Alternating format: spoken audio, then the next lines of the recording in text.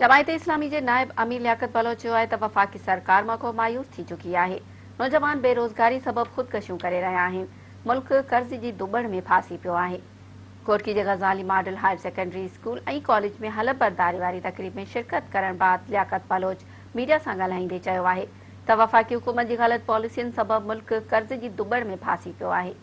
हुन चयो त वज़ीर आज़म बेरोज़गारनि खे 1 करोड़ नौकरियूं ॾियण, 50 लख घर ॾियण वारे ऐलान ते बि अमल नाहे कयो, जे सबब क़ौम में मायूसी छांइजी वई आहे। लियाकत बलोच जो वधीक चवणु हो त सिंध में केतिरनि ई सालनि खां पीपुल्स पार्टी जी हुकूमत आहे, पर सिंध जा रोड रस्ता तबाह थियल आहिनि। सिंध में बुख बदहाली वधी वई आहे। सिंध जा नौजवान डिग्रियूं हथनि में खणी घुमी रहिया आहिनि, पर उन्हनि खे नौकरियूं नथियूं मिलनि। हुन जो त मुल्क जी वाहिद पार्टी जमायत इस्लामी आहे, जेका अवाम जे बिना के रंग नस्ल जी ख़िदमत करे थी।